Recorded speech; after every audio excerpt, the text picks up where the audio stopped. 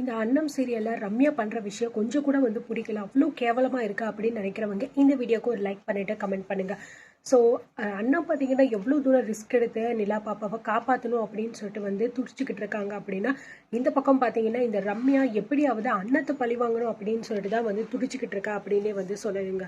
ஒரு வழியா வந்து அண்ணன் தைரியத்தை வர வச்சுட்டு நான் போயிட்டு உள்ள இறங்குறேன் அப்படிங்கிற மாதிரி வந்து சொல்லிட்டு வந்து போய்கிட்டே இருக்கும்போது இந்த ரம்யா தேவையில்லாத வேலையெல்லாம் நிறைய பார்த்துக்கிட்டு இருக்கா. உள்ள போகும்போது ஆக்சிஜன் எதுவுமே ப்ராப்பரா கிடைக்க கூடாது அப்படிங்கிறதுக்காக அப்படியே நேக்கா போயிட்டு அங்கே வச்சிருக்கக்கூடிய ஆக்சிஜன் சிலிண்டரை வந்து க்ளோஸ் பண்ணி வச்சிடறேன். இதனால வந்து அன்னத்துக்கு பார்த்தீங்கன்னா மூச்சே வந்து விட முடியாம ரொம்பவே வந்து கஷ்டப்படுறாங்க.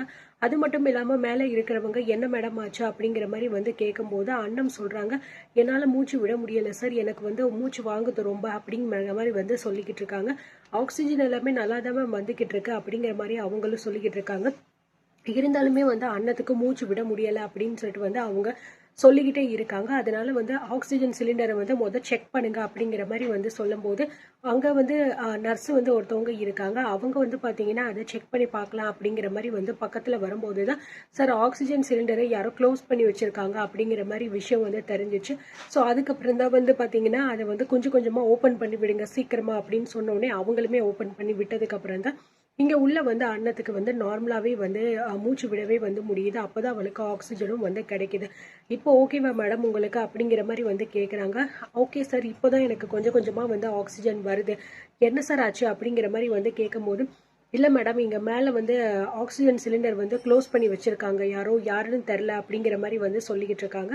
அப்போ தான் வந்து பார்த்தீங்க அப்படின்னா இவளுக்கு நம்ம அண்ணத்துக்கு வந்து டவுட்டே வந்து கன்ஃபார்ம் ஆகுது. நிச்சயமா இந்த வேலை வந்து ரம்யாவோடதா தான் இருக்கும். ஏன்னா எப்படா அவ வந்து நம்மள பழி வாங்கலாம் அப்படிங்கிற மாதிரி வந்து நினைச்சுக்கிட்டு இருக்கா. இப்படிப்பட்ட ஒரு நிலைமையில நம்மள வந்து சாப்பிடிச்சிட்டோம் அப்படின்னா அவளுக்கு எந்த பிரச்சனையும் இருக்காது அப்படின்னு நினைச்சிட்டு தான் இப்படி ஒரு கேவலமான விஷயத்த அவ வந்து பண்ணியிருப்பா. ஏன்டா இப்படிலாம் பண்ணிக்கிட்டு இருக்கா அப்படின்னு ஒன்றும் புரியலையே அப்படிங்கிற மாதிரி வந்து பார்த்தீங்கன்னா அண்ணமும் வந்து தான் மனசுல வந்து நினைச்சிட்டு, ஓ எனக்கு இப்போ ஓகே சார், எதுவும் கிடையாது, நீங்க வந்து கொஞ்சம் கொஞ்சமா கீழே இறக்குங்க அப்படிங்கிற மாதிரி வந்து சொல்லிடுறாங்க. ஸோ அதனால அங்கே இருக்கிற ரெஸ்கியூ டீமும் மெதுவாக பார்த்தீங்கன்னா அன்னத்தை வந்து கீழே வந்து இறக்கிக்கிட்டே வந்து வர்றாங்க.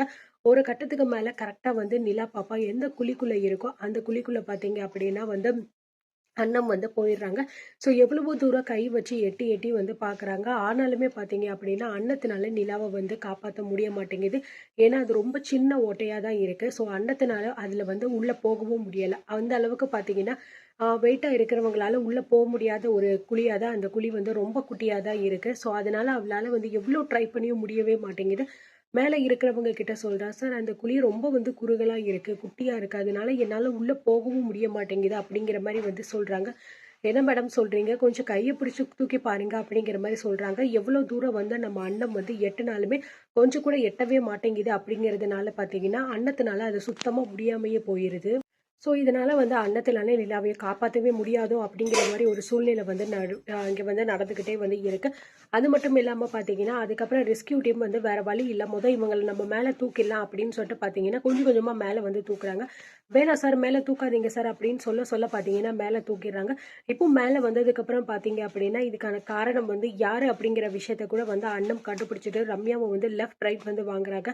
உண்மையிலேயே இது பெரிய கேவலம் தான் இந்த ரம்யாவுக்கு, இதெல்லாம் தேவைதான் அவளுக்கு. ஏன்னா எல்லா விஷயத்தையுமே அண்ணன் பார்த்தீங்கன்னா கண்டுபிடிச்சு சொன்னதுனால அங்கேருந்து கேவலப்பட்டுட்டு தான் இந்த ரம்யா வந்து அந்த இடத்த விட்டுட்டே வந்து போகிறான்.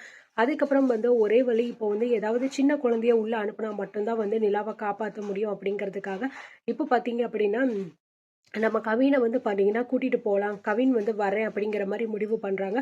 ஸோ நிச்சயமாக கவினை கூட்டிட்டு போயிட்டு நம்ம நிலாவை காப்பாற்றிடுவாங்க அப்படின்னு தான் நான் நினைக்கிறேன். நீங்கள் என்ன நினைக்கிறீங்க அப்படிங்கிறத கமெண்ட்ல சொல்லுங்க.